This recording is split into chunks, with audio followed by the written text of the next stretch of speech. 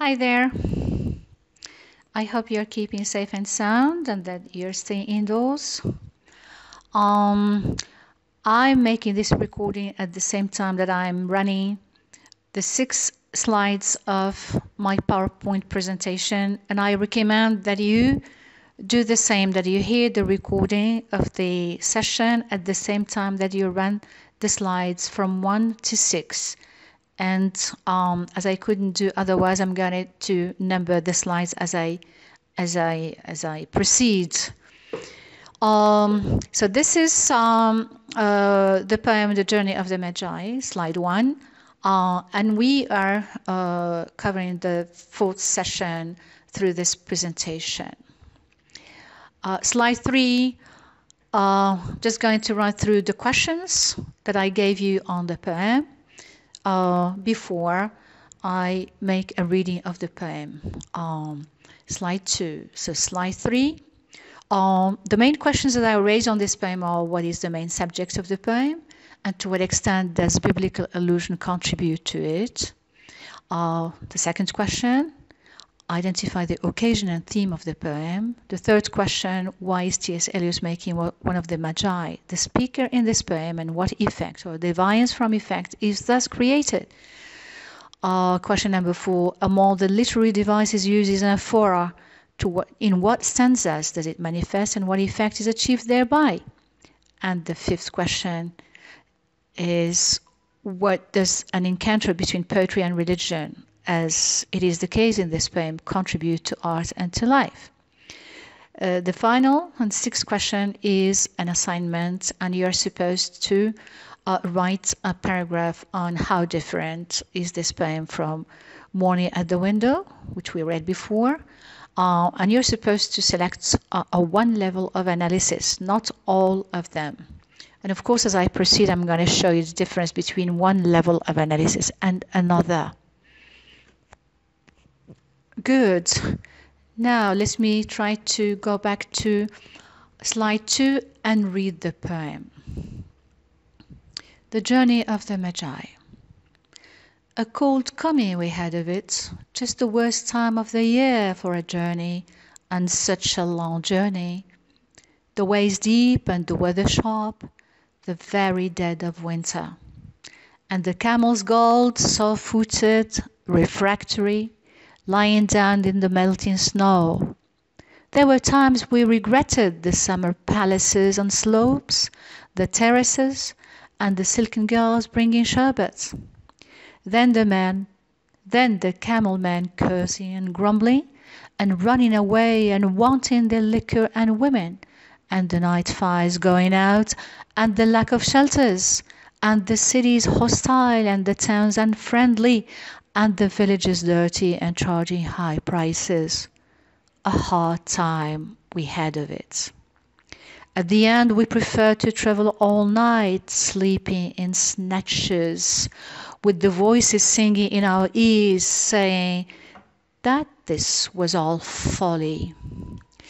Then at dawn, we came down to a temperate valley, wet below the snow line, smelling of vegetation, with a running stream and a water mill beating the darkness, and 3 trees on the low sky, and an old white horse galloped away in the meadow.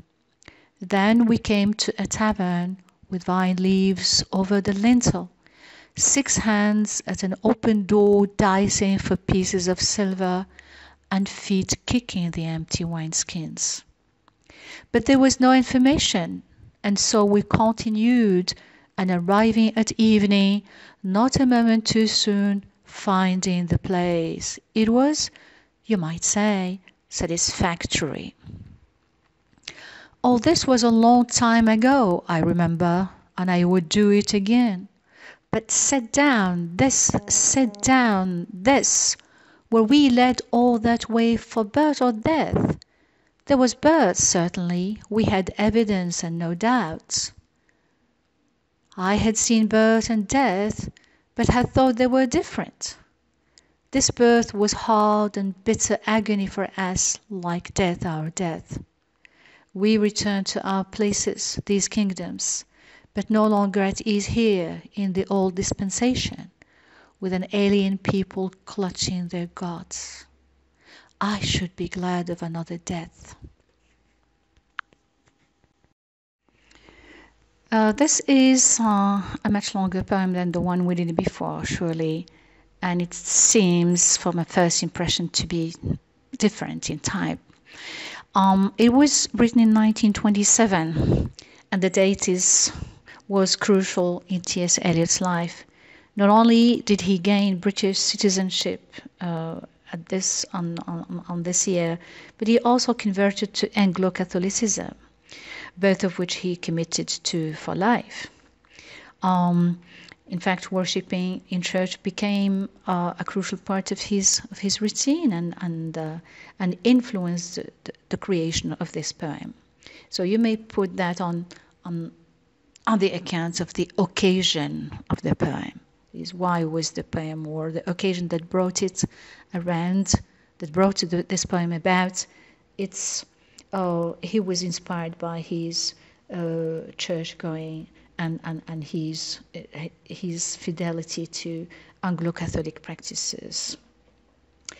In fact, in this regard, he said about this poem, quote unquote, "I had been thinking about it in church, and when I got home, I opened half a bottle of boot gin, poured myself a drink, and began to write.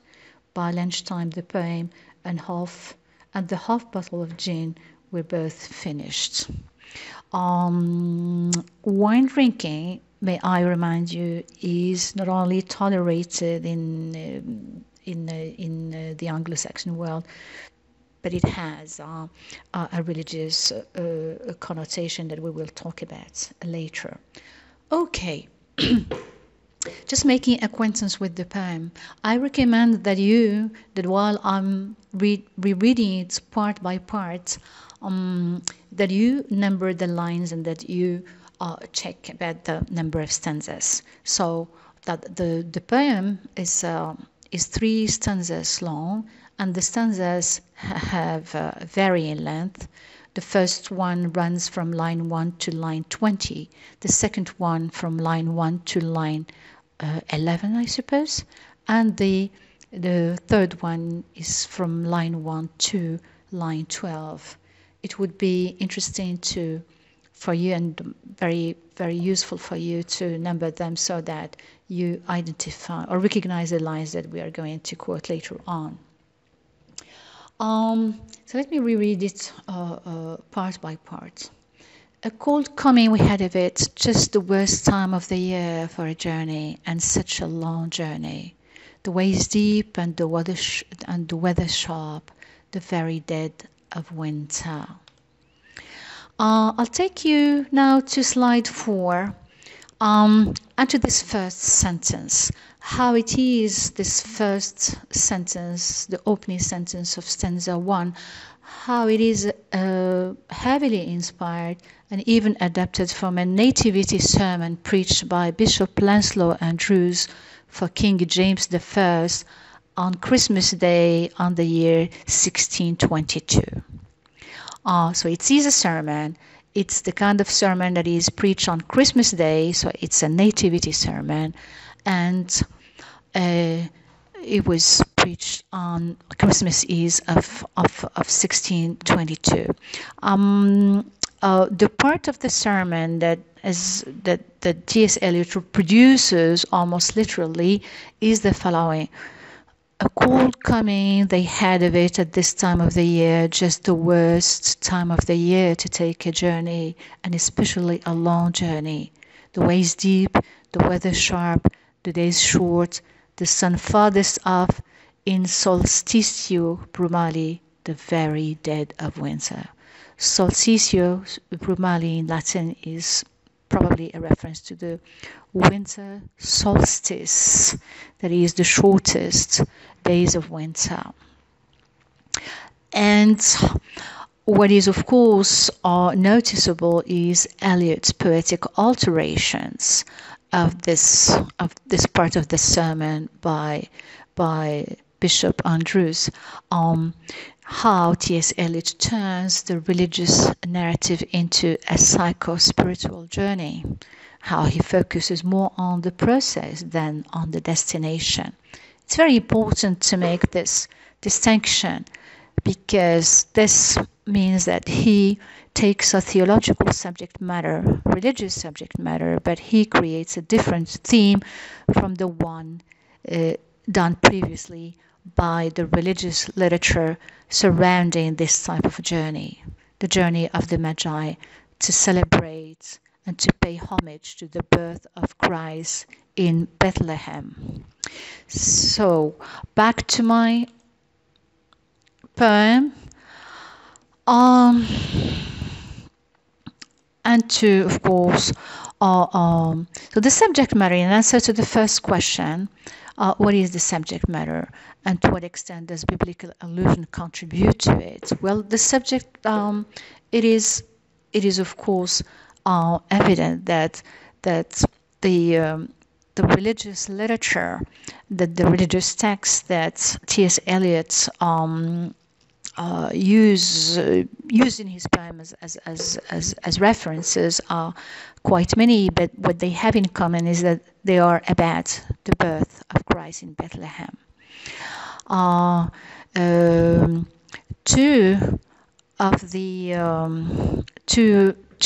two main texts that T.S. Eliot used are the sermon by Bishop, from which he quoted this first sentence, and of course the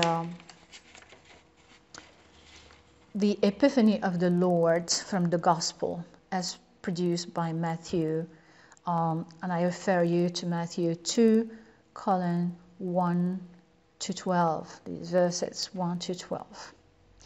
I asked you before to look up and to save this Epiphany from Google, and I'm going to read it to you so that we make the difference between the two. So the Epiphany of the Lord reads as follow. When Jesus was born in Bethlehem of Judea in the days of King Herod, behold, Magi from the east arrived in Jerusalem, saying, "Where is the newborn King of the Jews? We saw his star at its rising and have come to do him homage." When King Herod heard this, he was greatly troubled, and all Jerusalem with him. Assembling the chief priests and the scribes of the people, he inquired of them where the Christ was to be born. They said to him, "In Bethlehem of Judah, for thus it has been written through the prophets. And you, Bethlehem, land of Judah, are by no means least among the rulers of Judah, since from you shall come a ruler who is to shepherd my people Israel." Then Herod called the Magi secretly and ascertained from them the time of the star's appearance. He sent them to Bethlehem and said, "Go and search diligently for the child. When you have found him, bring me word that I too may go and do him homage." After their audience with the king, they set out. And behold, the star that they had seen at its rising preceded them, until it came and stopped over the place where the child was. They were overjoyed at seeing the star, and on entering the house they saw the child with Mary his mother. They prostrated themselves and did him homage. Then they opened their treasures and offered him gifts of gold, frankincense, and myrrh. And having been warned in a dream not to return to Herod, they departed to their country by another way. Yeah, well, this is one of the main religious texts. Here, Matthew's text, the Epiphany of the Lord, that T.S. Eliot used. Well, we noticed that the difference in tone and difference in content, that in the Epiphany of the Lord, in the days of King Herod, the Jewish king of Jerusalem, these Magi came all the way from Persia, from the east, and they were following the star that according to precedent religious teachings will rise to announce the birth of Christ in Bethlehem.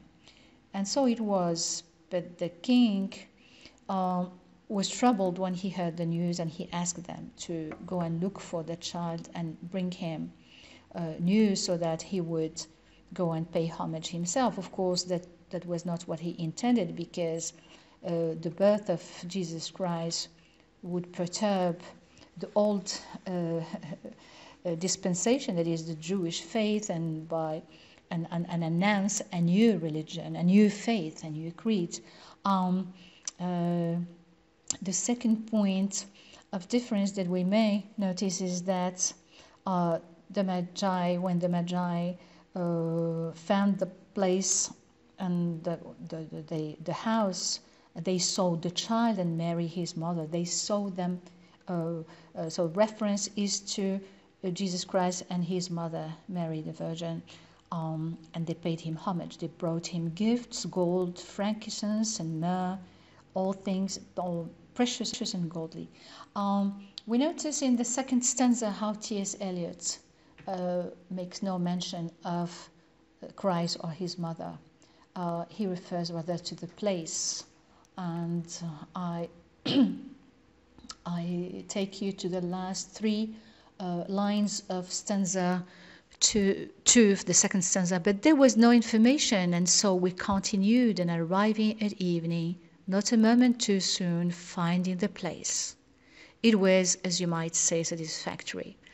In a way, T.S. Eliot dismisses this powerful experience of meeting with Jesus Christ as in a very short and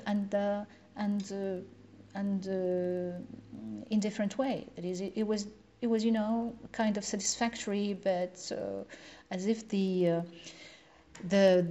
Magus and his friends did not find what they expected, or maybe there's something else. So in fact, we notice that that ironic suggestion that T.S. Eliot uses at the core of his perspective of telling the story.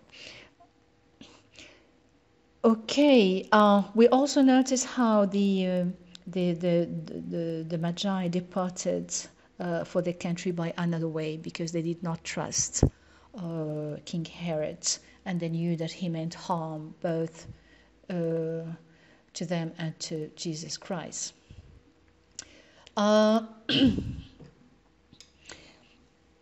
content is largely biblical, and if we again have a look at the second stanza, we will come through certain phrases, certain parts of sentences that in fact refer back to religious myths, stories, or patterns of behaviors. Okay, so let me read it again, and then we will stop at some of these.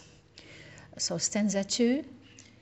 Then at dawn we came down to a temperate valley, wet below the snow line, smelling of vegetation, with a running stream and a watermill beating in the darkness. A running stream is here a reference to a live running water that is healing because it is blessed by God. So running stream is already a reference to the presence of the divine.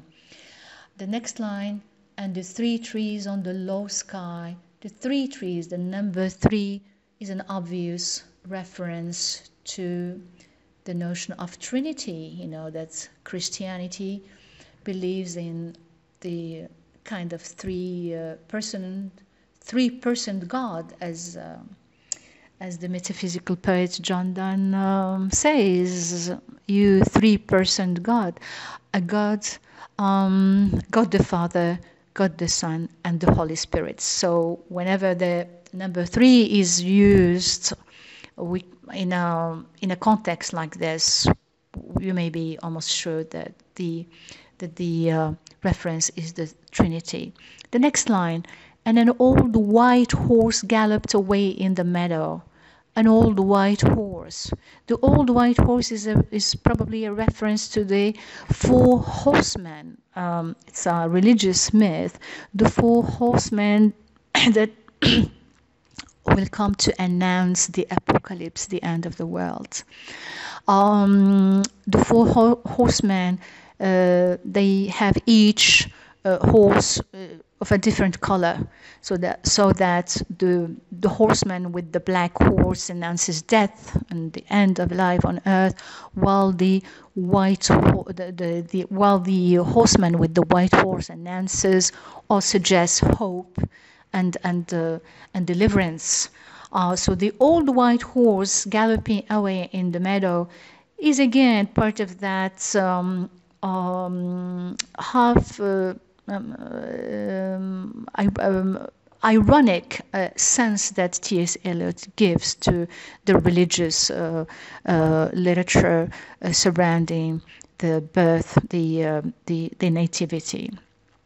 Then we came to a tavern, next line, then we came to a tavern with vine leaves over the lintel. The vine leaves, a reference to the wine, a very important element in the Eucharist. And what I mean by the Eucharist is that it's one of the sacraments, by the way, one of the Catholic sacraments. And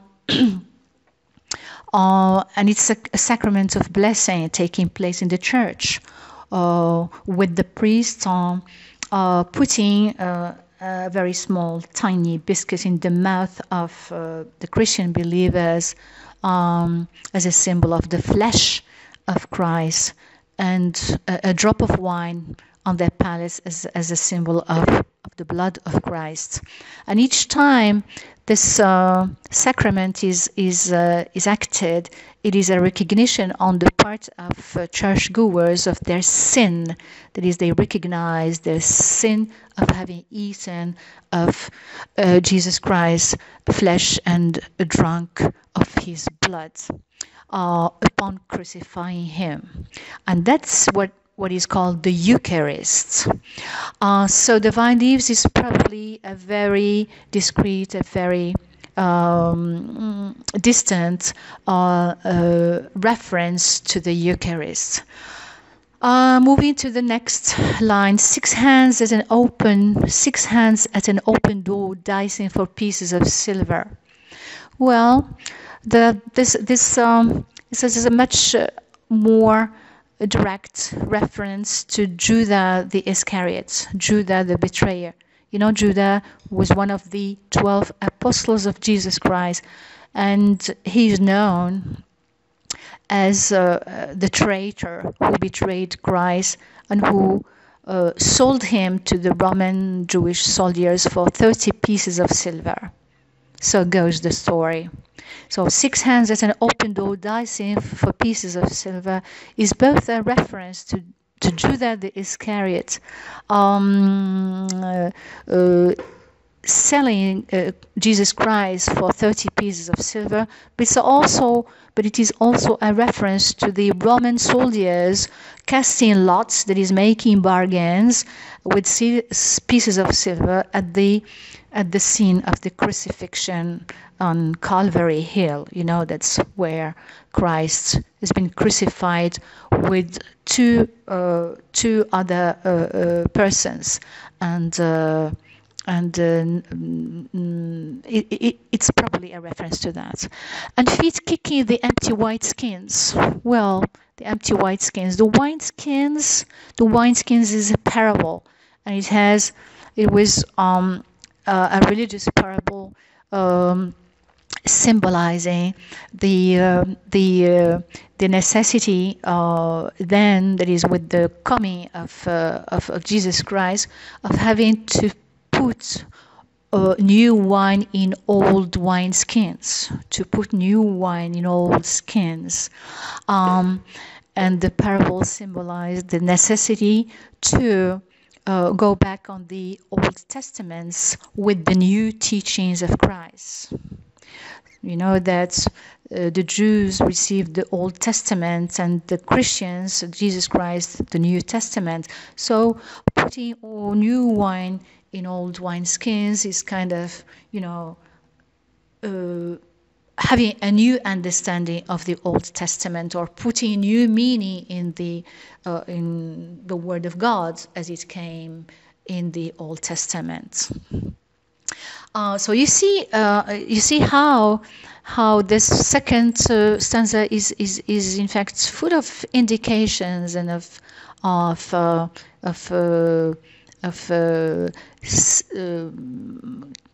kind of objective correlatives, if we can say, all meant to breed in us a certain emotion with regard to this experience, to the journey of the Magi. I think it is meant here to create a feeling of anticipation, of frustration, but also of upcoming, discovery of the place. Let me remind you that the three stanzas, in fact, present three different phases of that journey. The first one is marked with doubt, with tiredness, with tediousness, while the second one that is coinciding with the temperate valley, with the smelling of vegetation and the running alive stream, the running water, all start to impart hope and anticipation in the heart of the Magi, while the third one is a kind of resolution and relative satisfaction, and also meditation on the interrelatedness of life and death, and on the importance of having a new understanding of this of this new religion that came to maybe correct or reinforce the older dispensation of faith. I'm now looking at slide 4 of my PowerPoint presentation, and at the second question. Well, now that we have decided about the subject matter of the poem and the extent to which it is determined by biblical literature, mainly a sermon, an Anglican sermon, nativity sermon, and the Epiphany of the Lord by Apostle Matthew in the Gospel, we have to decide what is the theme of this poem. And I suppose that you know the difference between subject and theme. By subject is meant, or we mean the content and what it is made of, the stuff, the range of material, the stories, the texts that are used either directly or indirectly, either literally or ironically, in a certain work. By theme, we mean the general idea, the motive, whatever the poet had in mind, to the general idea that he had in mind, and he wanted to translate through the use of imagery, a motive or a metaphor, because we can read the whole of this poem as a conceptual metaphor. Let's proceed in degrees. Okay, so in the Epiphany of the Lord, we have a very positive account of the birth of Christ, where there is homage, there are riches that are offered, there is fear, yes, of the reaction of King Herod, but there is protection. There's protection of this new faith and love of this new faith. And there's a safe journey, and everyone departed to their country, taking other ways, but safely reaching their destination. In the sermon by Bishop Andrews, we have, yes, an account made of the journey of the Magi as being at the very dead of winter, with the ways deep, the weather sharp, the day short, the sun inexistent, and so on. But it's both of these texts have moral agendas. That is, the writers have an ethical or moral, religious agendas in mind, and they are both of them sermons or addresses or homilies. Okay, an address, a homily in fact, is a religious address made to an auditory, to an audience, with the purpose to improve, to correct ways and behaviors, and so on.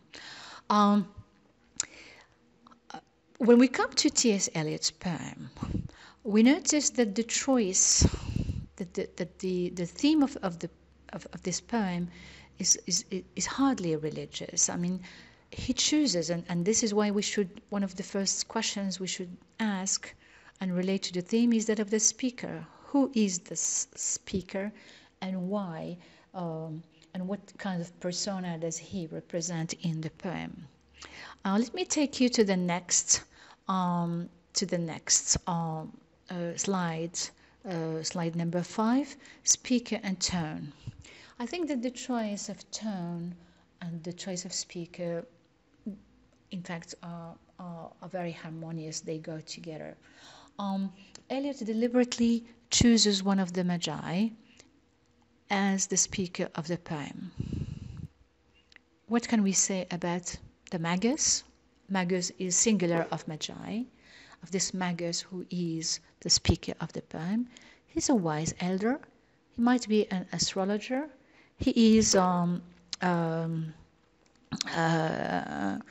he's a foreseer, okay, but he is also a pilgrim and a religious teacher, probably.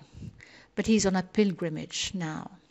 So as a wise elder, the Magus seems to be the ideal persona for undertaking this peculiar three-phase journey, a journey made of first doubt and frustration, second anticipation and understated satisfaction upon arrival, and third reflection on death, birth, and their interrelation. Notice how the speaker uses the royal we, not the I, but the royal we.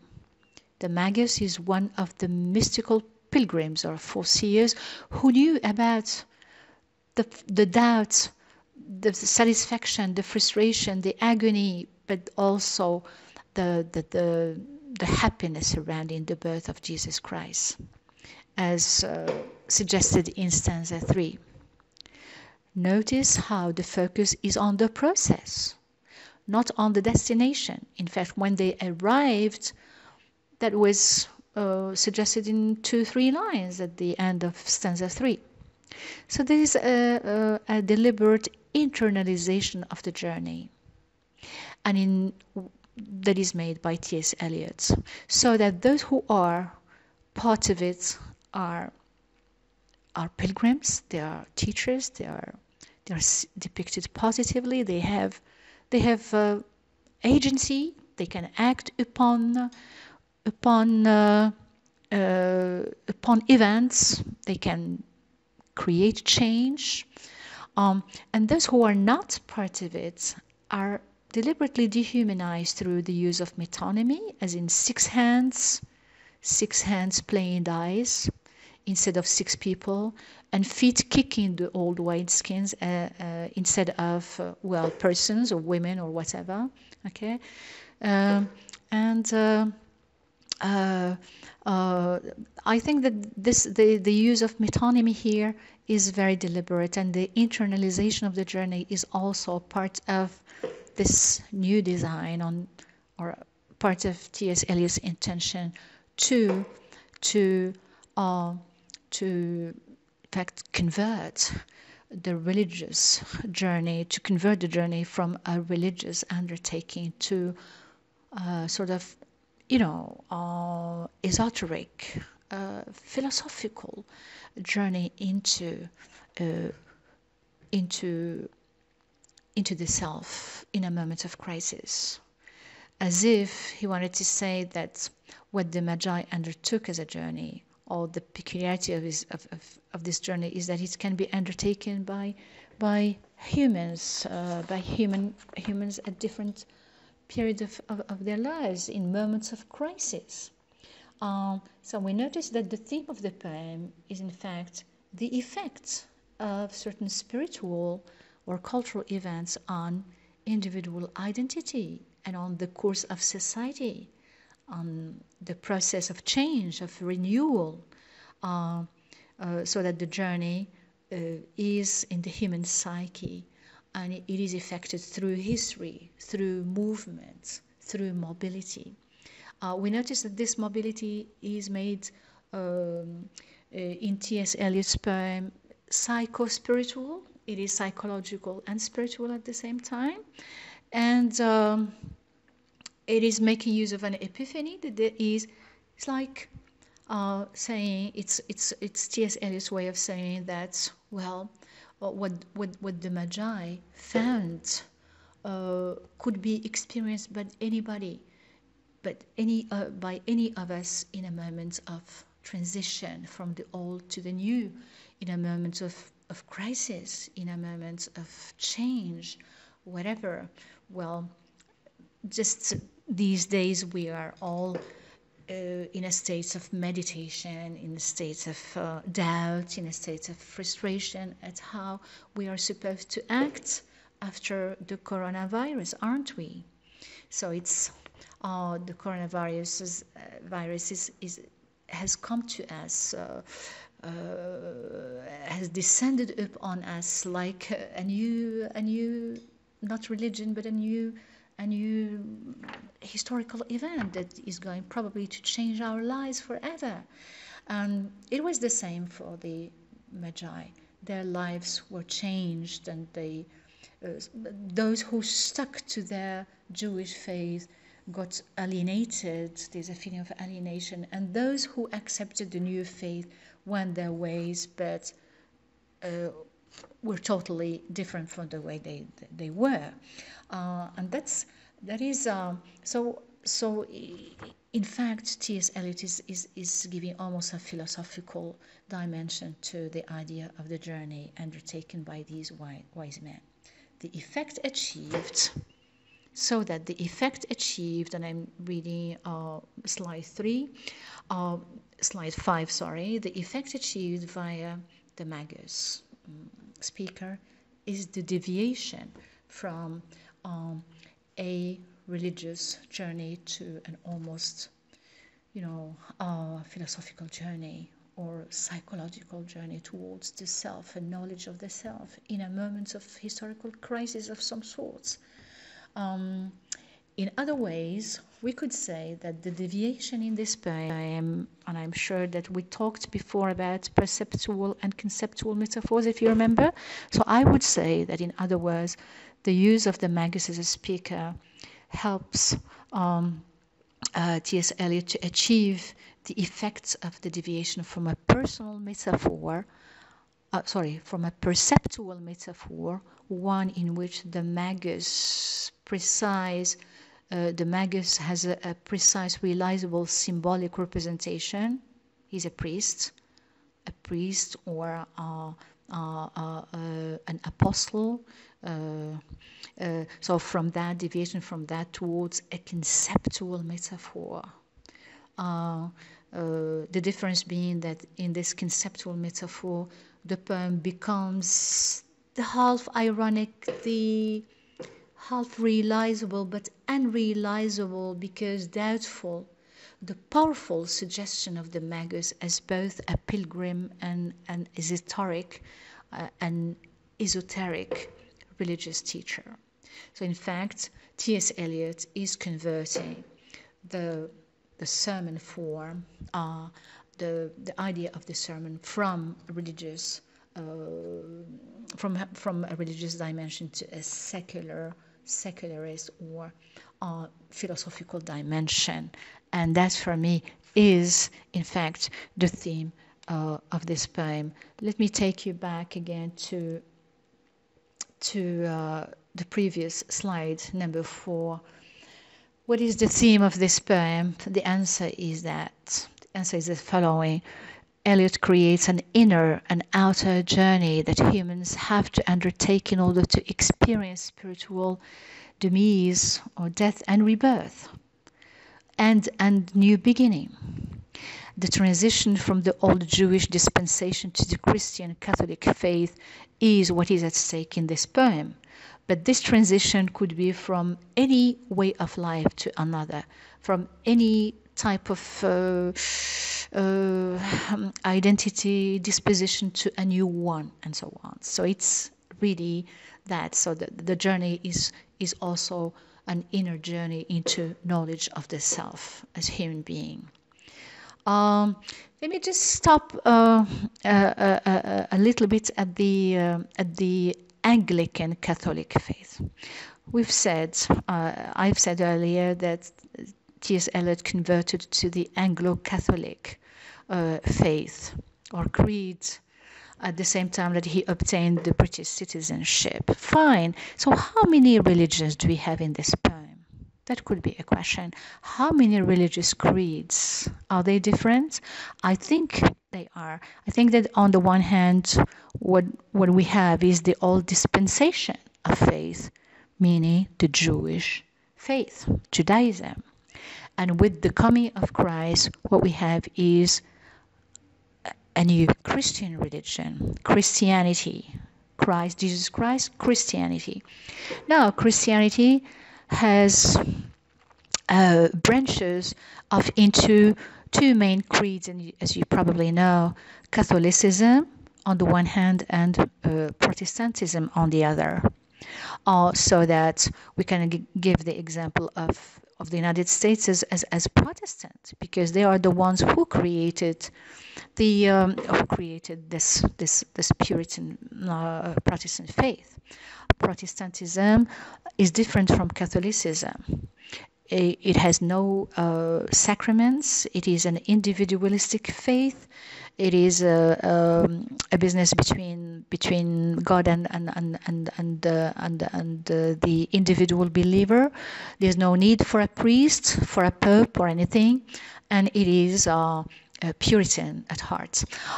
Catholicism, the Catholic religion, is of course as old as the birth of Christ, and it's all through the medieval ages. The Roman Catholic Church, I'm saying the Roman Catholic Church, ruled over Europe and England and part of the South American states. By the Anglo-Catholic creed, we're dealing with a reformed segment of the Church of England, of the Roman Church of England. In other words, England is mainly Protestant, but there is cohabitation in England between the Reformed Anglican Church, which has received great impact from Protestantism, and the Roman Catholic Church. Although the Roman Catholics are a minority in England, but they are a majority, perhaps the whole nation, in southern European countries like France, like Portugal, like Spain. All these nations are Roman Catholic. Italy, probably. The Pope has always been in Rome, the capital of Italy. So these are Roman Catholic states. England is Anglican, and the Anglican English Church is a Reformed church, and the word Reformed takes us certainly to the Reformation of the Roman Church in the beginning of the 17th century. The Reformation started with that, with the action of one of the kings of Britain. It was Henry V, when he rebelled against the Pope. as the supreme head of the church, and he appropriated to himself this title as supreme head of the church. Of course, he needed that because he had first to marry his dead brother's widow, Catherine of Aragon, but he needed that also to annul his marriage because he didn't have a descendant from his first wife and he wanted to marry anew. And the Catholic Church forbids divorce, so he wanted to divorce his wife and get a new one. Anyway, all in all, the reformation of the church started with this tremendous change effected by King Henry VIII, when he rebelled against the Pope of Rome, and he appropriated to himself the title of the supreme head of the church. Of course, he needed an act of supremacy to be signed by all his governments. And for the little story, one of his statesmen called Thomas More refused to, out of religious integrity and faithfulness to the Catholic Church, refused to sign this act of supremacy, and he was beheaded. And I think that if you happen to have read the play A Man for All Seasons, it's about the life and death of Thomas More. Okay, I hope that you have understood now what is meant by Anglo-Catholicism and the Anglo-Catholic creed that T.S. Eliot espoused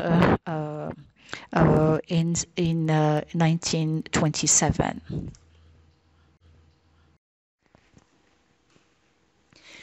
I want you now to have a look at questions 4 and 5 in slide 6, and that is the last slide we have. And the question was, among the literary devices used is anaphora. In what stanza or stanzas does it manifest, and what effect is achieved thereby? Yes.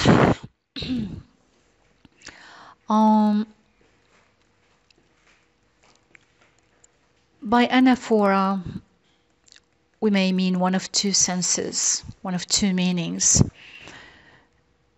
Grammatically, we mean the repetition of a word or phrase at the beginning of successive sentences or clauses. Rhetorically, what we mean is the effect that this repetition is meant to achieve. Reinforcing meaning, hammering on an idea for a particular purpose, emphasizing a pattern of actions or a pattern of behavior for a particular reason again. So you have to distinguish between these two uses. The grammatical use, which is the use of a word referring back to a word used earlier in a text or conversation to avoid repetition. For example, using the pronoun he, she, it, they. We have many theys in the poem. And for the word, using the verb do for something else. And rhetorically, it is a repetition of a word or phrase at the beginning of these successive clauses for a particular effect. And we now are supposed, or you are supposed, to identify the use of anaphora in the poem and to discuss its effects. I want you to have a look at your poems once again and to see the lines in the first stanza from 10 to 15, and I do the same with you. Okay, I'm going to read the lines from 10 to 15. Then the camel men cursing and grumbling and running away and wanting their liquor and women, and the night fires going out, and the lack of shelters, and the cities hostile, and the towns unfriendly, and the villages dirty, and charging high prices. A hard time we had of it. So from then the camel man till charging high prices, we have a distinctive use of anaphora. Where does it show? Where does it manifest? In the sentence pattern used, a phrasal sentences, and there. So there's a distinctive use of anaphora here, grammatically speaking. Now, what is the effect? Maybe we can identify the effect by referring back to the tone of the speaker. What is the speaker? Of course, what is the speaker trying to impart as a feeling in the reader?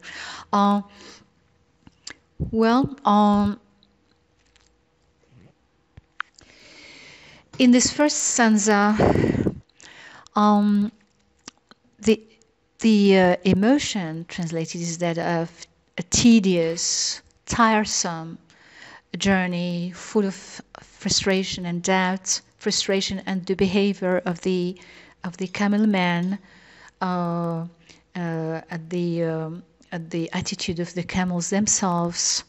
And the repetition is meant to translate this feeling of weariness, of tiredness, of being impatient to reach the destination solicited, probably.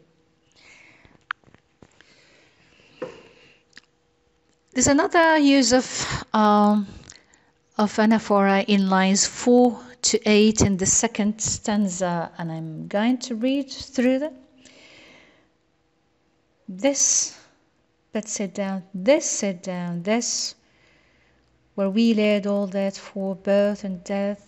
There was a birth, certainly, we had evidence of that.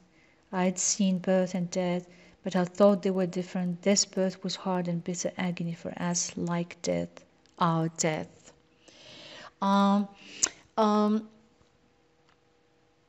Eliot, and we've seen this before, Eliot wrote this poem with two religious references in mind: Bishop Andrew's sermon and Apostle Matthew's Epiphany of the Lord. It is clear that the effect meant by T.S. Eliot is to emulate, but not really reproduce, to emulate that of a homily, of an address, of a sermon. And I think that though T.S. Eliot did not want to make that is to do a reprise of the sermon, he adopted from the sermon a certain pattern of sentences, and he makes of it an address, a homily rather than a poem. And this is my idea. Of course, you may disagree with me. We will now move on to the fifth and last question about the relationship between literature and religion, or culture and religion. And I want you to give a thought to literature as being part of culture. Of course, culture is the umbrella concept in which we can classify literature, the arts, and the philosophy, the sciences, everything. So when we inquire about the relationship between culture and religion, we're also, in a way, inquiring into the relationship between literature and religion. And the idea here is that this relationship is a long-standing and controversial one, and it imposes a number of questions. I will mention only some of the easiest questions in this regard. Which took place first? Was it culture or religion? Which generated which? Did culture generate religion, or did religion enhance the coming of culture? How about the impact between the two? Is it one-sided? Is it mutual? I happen to have taught a course on key religious concepts and in world literary traditions. And we raised this question about culture and religion, and we read quite a few texts on this, and there are many theses. And one of the theses, which sounds to me to be pretty coherent, is that culture existed long before religion.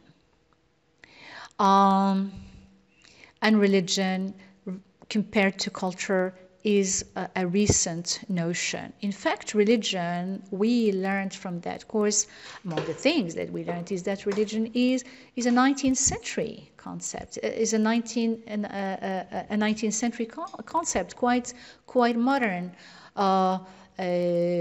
But we here at this level, we have to make a difference between religion and the sacred. And I don't mean that culture preceded the sacred. The sacred always existed. It existed as long as man existed. The sacred is an answer to humanity's need to explain its existence, to believe in a divine protection, and to pray for a better future, a happy death, riches, a number of things. So prayer and the protection were, in fact, some of the urges, some of the needs that existed with man since the beginning. And the idea here is that, well, if religion is a relatively modern concept, it might have come as an action to redeem what is redeemable from all those rituals that the sacred used. Some of the rituals that man took part in or celebrated that is to acknowledge the presence of a divine protection, or to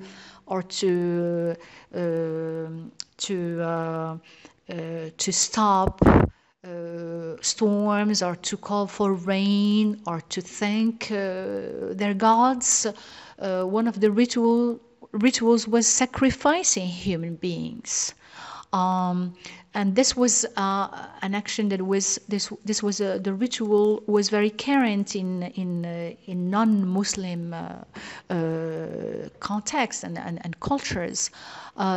Notice how Islam came with the idea of a sacrifice of a mutton instead of Abraham's own son. So the Islamic religion, that's an example of how religion, in fact, tamed and domesticated and channeled for better some of the rituals that the sacred celebrated.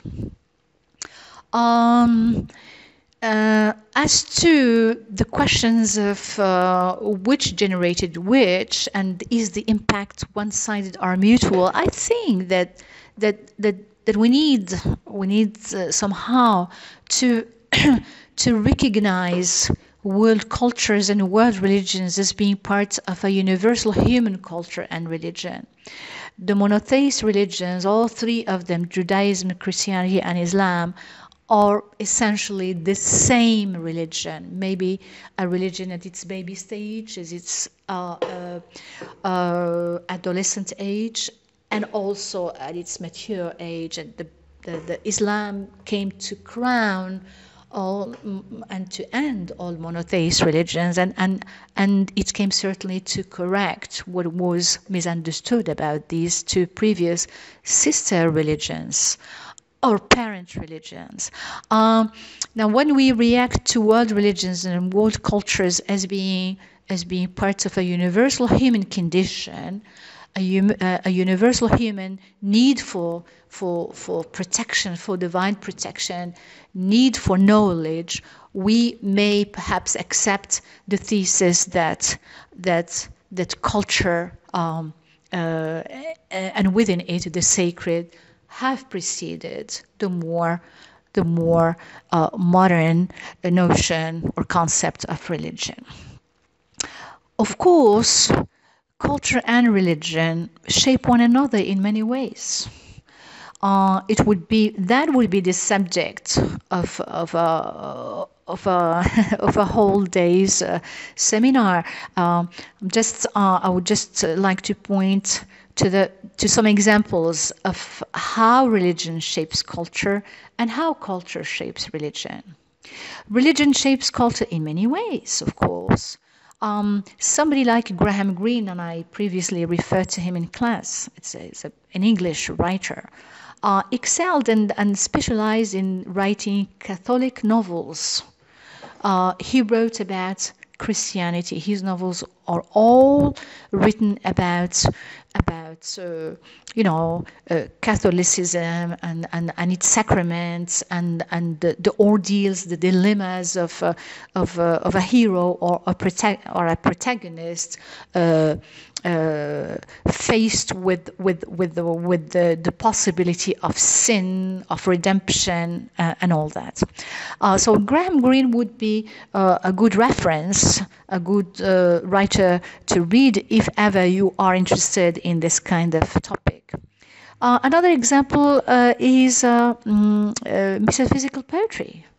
That emerged at the beginning of the 17th century with poets like George Herbert, John Donne.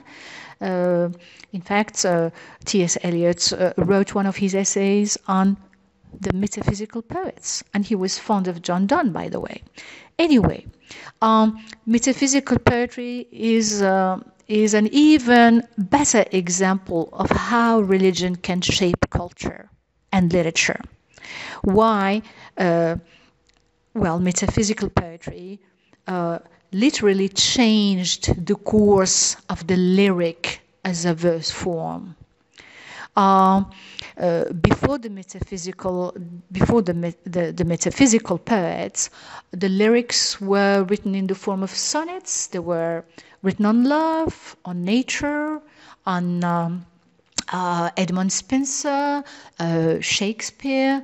Shakespeare, in fact, represents a whole age of lyrics, of Renaissance lyrics.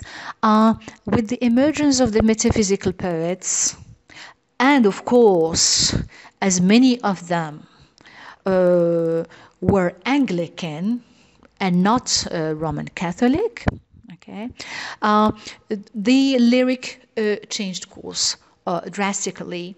It became its language, its imagery, its themes became totally different.